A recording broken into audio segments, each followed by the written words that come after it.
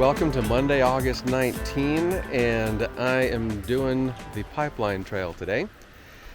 Yesterday I did the 3 lost waterfalls, and boy howdy, that was quite the trail. So much up and down, and oh my goodness, it was crazy. It was way more than I expected. So this trail, though, is supposed to be a lot more even and a lot less strenuous. There's only one waterfall at the end of the trail. A note on the weather, I think it's going to be the exact same pattern as we had yesterday, although I do have more clouds to start with, it seems like, and it's a bit more blustery. So hopefully that means clouds will come in earlier than yesterday.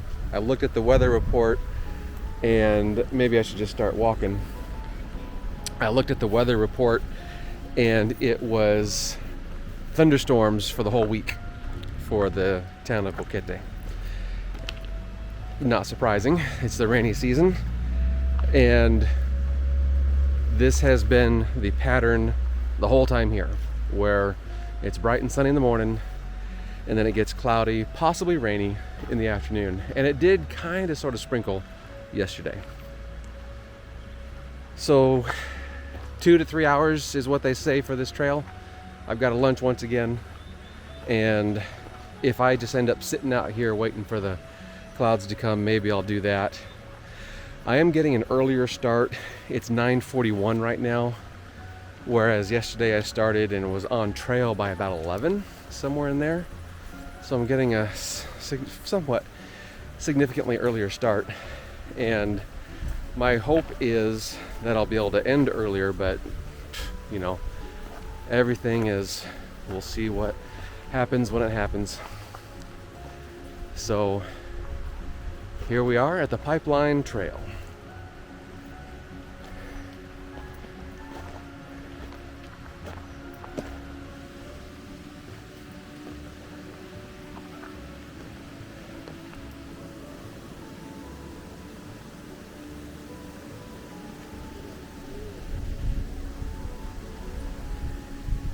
Hola, ¿cuánto cuesta? 5. 5.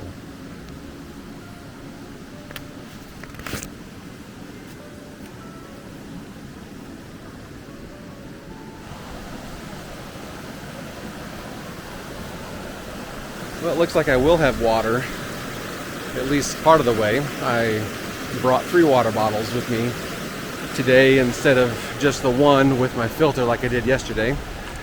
Didn't know if I would have water along the whole trail. Also, the reference I read yesterday or last night was that it would cost $3, and I'm all like, yeah, I'm pretty sure that's gonna be $5 now. And I was right. All right, see these homes like this, I just love this kind of stuff.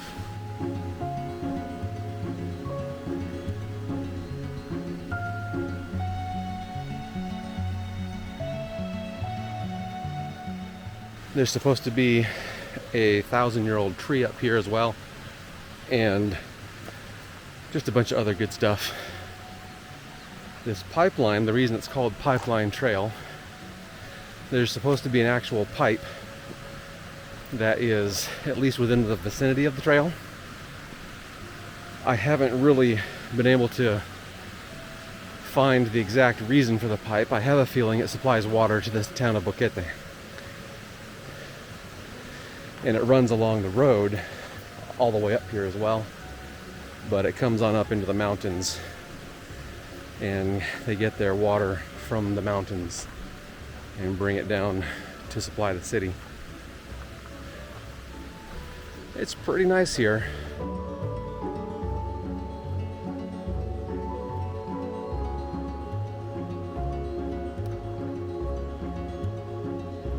Compared to yesterday, this is almost a boring hike. It's very pleasant. It's been a constant uphill at a gentle grade. The pathway has been like this consistently, where it's just effectively gravel with a few larger rocks interspersed in between. And when it's bright and sunny like this, it's so cool to come across a giant tree that has some amazing detail. In this case, some moss, and I'm getting that thing right there. So I'll show you that picture now. And I'm going to get well, okay, right now I've only gotten horizontal. I'm gonna get some vertical. Probably get some of these other details. Try to focus in on those. Absolutely gorgeous. Love this kind of stuff. The reason I love this kind of stuff, it really is just about the magnificence of life and the diversity of life. You know, here in Panama, especially in the mountains where it's a rainforest, a jungle as it were, where there's an abundance of water, there's absolutely an abundance of life. And when I was at the canal, watched a video that Morgan Freeman was narrating, and he had basically that same line where there's so much water here and there's so much life here, and the diversity of life is just magnificent. It's amazing. So you've got this big tree growing, and then with all this stuff that's clinging to the tree, it depends on the tree for its life. But it's not like it's a parasite. At least these items, I'm guessing, are not parasitical. I suppose they could be. That whole thing about just the variety and the diversity of life, it goes into that notion that I said in a previous video about just that notion of creativity. The notion of creation, the notion of the fact that God made all of this stuff, and it's just, I have never seen something exactly like that before. And that's the kind of thing that just really tickles my funny bone. It just really gets me going and gets me excited. And then I've got some other stuff over here that looks kind of like a bird of paradise.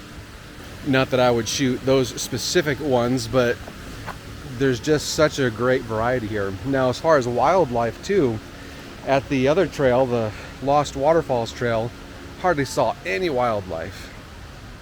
But in reading about this one, this place, and on up the road a little further, there's a trail that's called something about the Quetzals. But that one's closed right now. At least that's what Google said. The signage is still up, but Google said it's temporarily closed. And there was some reports I was reading about some Quetzals being shown or being viewed here. And on my way up, I passed a guy that was a guide. He was guiding two other people, and he was talking about the place. And he had a big scope, so I know he's anticipating taking a look at some bird life too. So I am definitely going to be keeping my eyes peeled for some bird life. But for now, back to the details, back to the tree trunk, and just really enjoying the very intricate details, the very subtle nuances of all these different varieties of life that are on display here on the Pipeline Trail, in the jungle, here up in the mountains, just a little bit north of Boquete, Panama. Let's talk about some of these images that we have coming on here with this tree. First off, we can talk about exposure a little bit. Take a look at my histogram there and how that is really slammed up against the dark side of things. And this, of course, is my subject. But this histogram makes a lot of sense because it is a dark subject. And I've found a lot of times when I try and push a histogram, I'll even show this to you. Whoop, that's the wrong button, the wrong knob. I'll show this to you. Let's go ahead and add a little bit to this so that histogram evens, quote unquote, evens out a little bit. I'll grab that shot. Now this also has up here, there's a little leaf that's way blurred out. I pulled that out of the way for my quote keeper shots, but let's make this back darker once again. Was it 0.6, somewhere in there? If I forget what I go ahead and play it. Okay, that was 1.6, the one I just shot, and then yeah, 0.6. There we are. Not that I couldn't do anything with that 1.6 shot. I think I could still pull some things out that are going to give me the rich color that I want, but when I have that histogram slammed over to the side, it gives me that super richness that I'm looking for, and it allows those bright portions of that, whatever it is, in this case the little stems and little whatevers, it allows those to really come through a little more prominently because everything is so dark.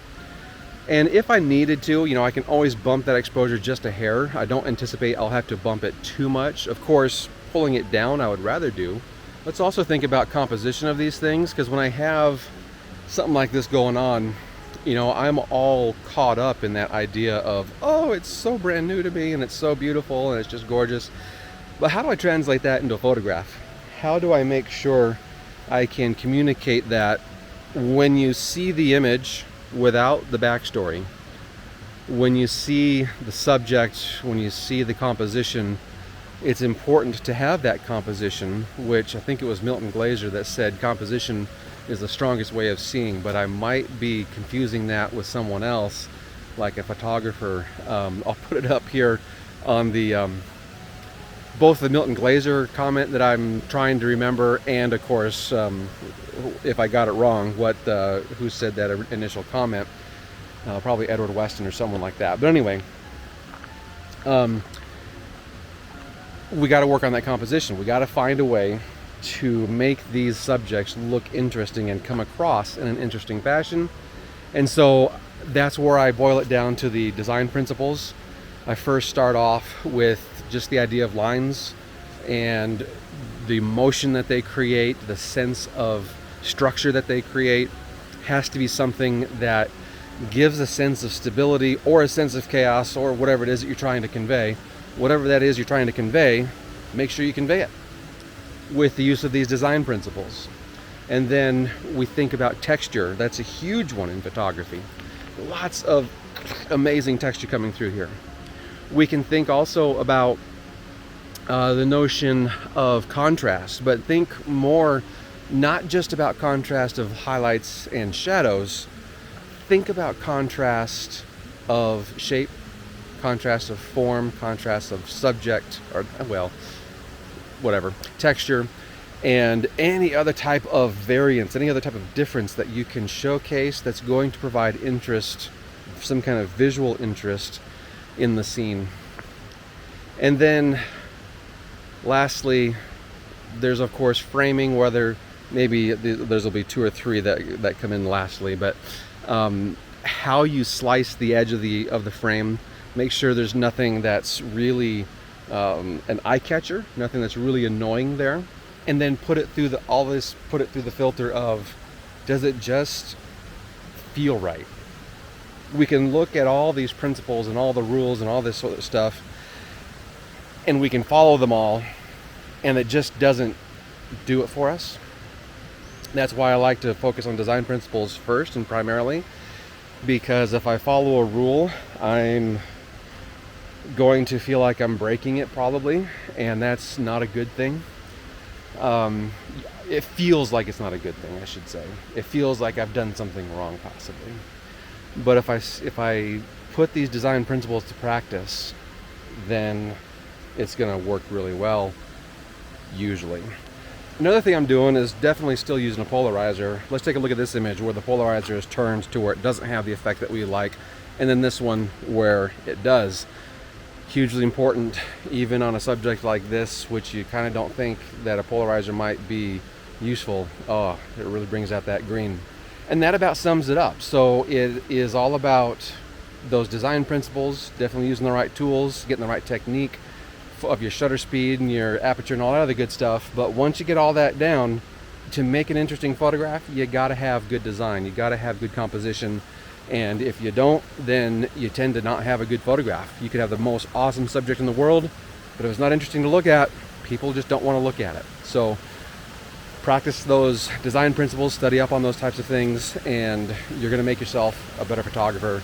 I can virtually guarantee it. I can't always guarantee it, but I can virtually guarantee it. Like I tell my students, which is about, I need them to practice, I need them to study, and I need them to actually do the work. The process makes it possible.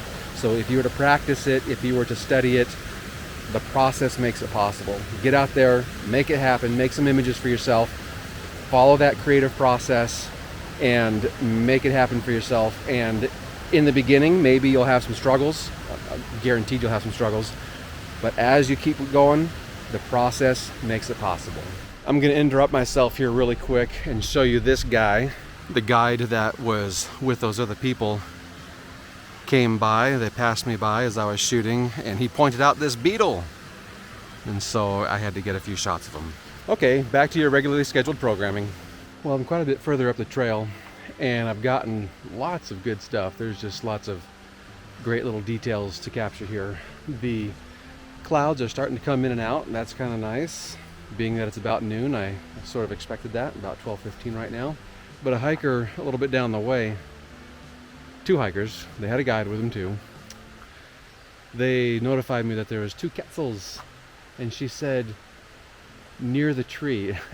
Like, look at this place. Initially, I just wanted to say which tree, as if it were obvious. So I got the big lens out in attempts to be ready. Did not see them at all.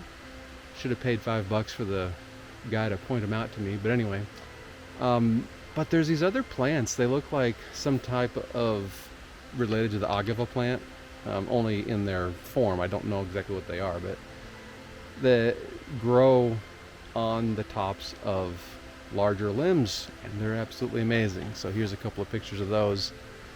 And just going to continue on up. I keep hearing the creek.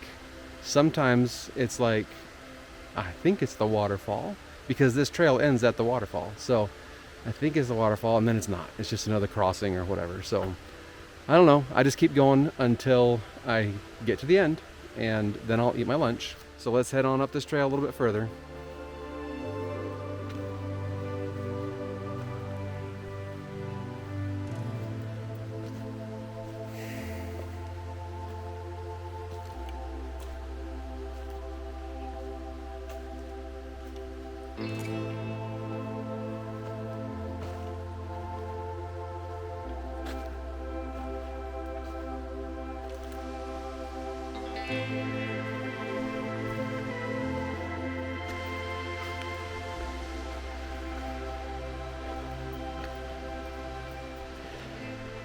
Check this out. Found the 1,000-year-old tree.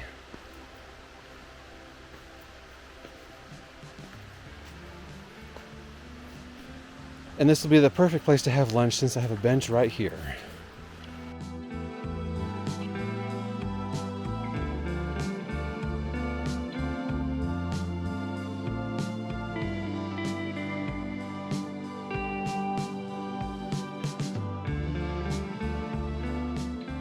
And my watch says I've walked almost 5 miles, and I still have yet to get to the waterfall. I really did not think it would take this long to get there. The things that I've been reading says it takes 2 or 3 hours to do the whole thing. I was like, if it's 5 miles, how can it be 2 or 3 hours to do the whole thing? But that's okay. I am prepared for doing the whole day. Also, I started my watch about a quarter of a mile to a half a mile up the trail anyway, so I am at about the 5 mile mark, according to my watch. I'm gonna stop it once I get to the waterfall and start it again so I can get another reading from the waterfall all the way back to the road, because yeah, this is definitely a lot longer, but thankfully it's a decent trail, very easy trail. But now it is lunchtime, and just like yesterday I have a hot dog. That's probably a little bit too much mustard.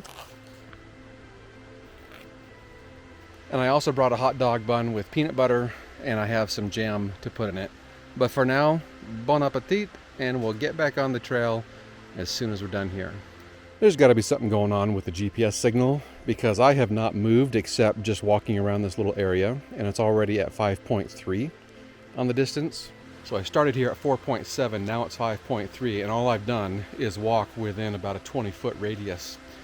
And I did not walk that much in a 20-foot radius. So I'm gonna guess that the canopy is so thick that the watch cannot get a very good signal, and so it probably has me hopping all over the place, is what it thinks is me hopping all over the place. So proof will be in the pudding when I get back and I can load this in to my phone and or on my computer, and I can take a look at the track and see exactly how much of a zigzag did it put me on, because that's the only explanation I can come up with.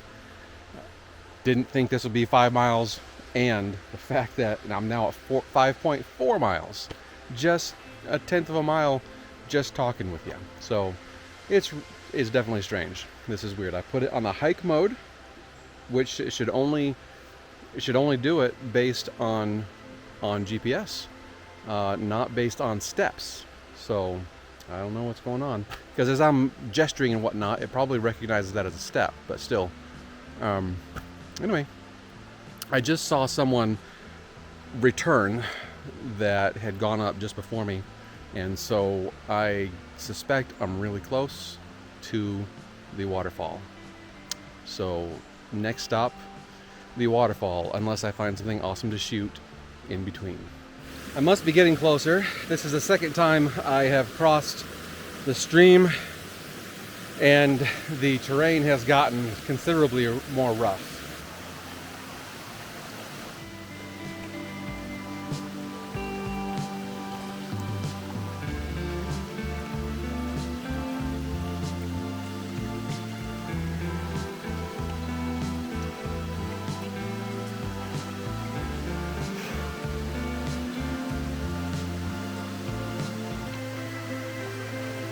Ooh. And there we go. Finally made it. Only took 3 hours and 10 minutes, but of course that is with considerable breaks for shooting and eating lunch. And now with the clouds kind of coming in and out, it's time to set up and see what I can do to get a couple of shots. This is really cool because there's not a whole lot of water coming over that waterfall.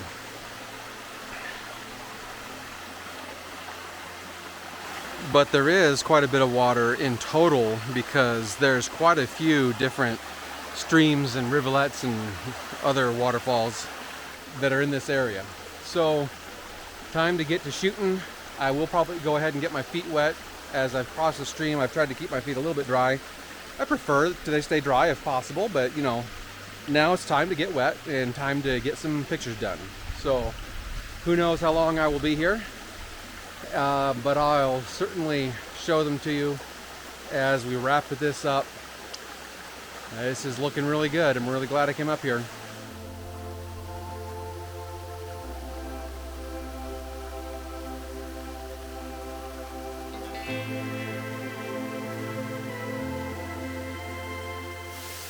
Wow, this has just really been amazing. I love it, love it, love it. I went up all the way back there. I'll show you sort of. Up around here. Well, actually, no. I went right up there. And then at the top here, photographed towards the main falls, which is that way. So I'll show you that picture.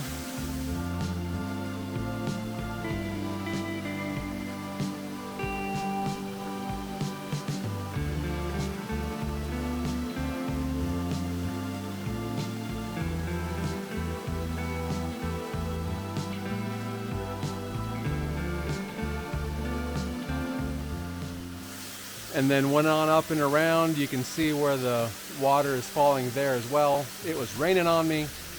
Came all the way over here. Let's see about where that black pit is, maybe a little bit further over. And got some amazing shots, amazing detail shots, where we had the kind of reddish rock. It's nice and solidly there, the water coming down. And then you've got all this foliage growing across it, and just it's beautiful. It's amazing. And one thing I particularly liked, I know my father-in-law is going to like it, is that one shot where the different angle of the sediments of the rocks and how the rocks have settled, and we have this slice of this one different type of layer at an angle, and then we have another one that's flat just a little bit above it. All of that, I know, being the geologist he is, he's got an explanation for it as it relates to how things settled after the flood. And that's just cool stuff to see that kind of thing. Of course, all this other stuff, whether it's loose, whether it's the basalt rock, the granite type stuff that I'm standing on, it's all part of the mix. But when you see something like that, there's just a little extra story that's told, and that's exciting for me. All right, I'm going to head on back down this boulder field, and on my way out, I'm going to photograph along the way, because as you can see, look how wonderfully tame the light is. It's got a nice big cloud right now. This is when it really comes together and when it really sings. That's just awesome. So more shooting, more hiking. My watch said I had gone 8 miles. I know that's absolutely not true. So I'm going to reset it from here and see what it says on the way out. I should get a good initial GPS signal, at least from here. Let's take a look at this shot really quick. It's this single stem, just about plant. I don't even know what it is. Basically, it's coming straight out of a rock. That's amazing. As I was walking in, I saw that light was terrible. I was like, okay, I got to get this on the way out if the light's better. And I've got two shots here. The first one I'm going to show you. I'm going to take a guess here because I haven't obviously taken a look at it out in the field. I'll confirm with a little thing on the screen here whether or not I'm right. But this first one I'm not going to be as satisfied with. And I like the framing, everything is cool and all that, everything's fine. It's just I don't have enough depth of field to get this thing isolated enough, and it's still too busy with its background. And so I then backed up a little bit, added about 20 to 25 millimeters on my lens, and now I've got that depth of field that I want. And I'm able to isolate that object, that subject, yet still give you a sense of its surroundings, the environment in which it's in. And that's the kind of thing that I'm looking for when I'm trying to tell the story of what it is that I'm interested in. I want to make sure that you know as a viewer what I'm interested in, and it's my job to enhance that, to magnify that whole idea. Just thought I would share that. It's number one, the plant is just awesome with how it's growing. It's a miracle of life. But then of course, okay, I'm impressed with it, who cares? I need to show an image, I need to give you an image that matches that impression. And that's the way that, those are the types of things that you can do as well in your photography as you're looking at a subject and you're just wondering why didn't it work? Well, something with the composition, something about how it's set up, something about how it's photographed probably doesn't match what you had painted for it in your mind as you were photographing it, and you got to figure out a way to get that coming through so that you can share what it is about that subject that you were just so happy about and so impressed with. I'm at the end of the trail, and this has been such a magnificent hike, and loads of pictures, loads of fun. 2.75 miles by the time I get to the end of the trail. So you double that, and that's what it is total, obviously. So for some reason my watch was going haywire on the way up there. Don't know what was going on with that, but that's fine. And a lady just stopped me because they have a checkout procedure, and I didn't see anyone there, so I just kept on going. So she wanted to make sure to check me out, so they know that, you know, everyone is out and no one is up there. But she said I'll have to wait about 15 minutes for a bus, and that's fine, I can do that. Looks like there's a little bus hut over here that I will go to. Oh, looks like someone else is in there, so I'll finish out here before I go sit in the bus hut where it's nice and shaded. Anyway, yeah, let's take a look at some of those last images that I did, and just sublime. Just really loved this hike. Tomorrow I'm looking to go to Volcan Baru, and that's a national park, and I really don't know what to expect except it's a volcano and it's a national park. And so thank you so much for watching. Thank you so much for sticking along.